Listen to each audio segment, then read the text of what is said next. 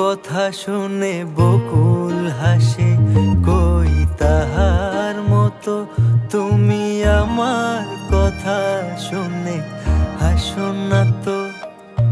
ধরার ধুলিতে যে ফাগুন আসে, কই তাহার মতো তুমি আমার কাছে কবু আসো না তো।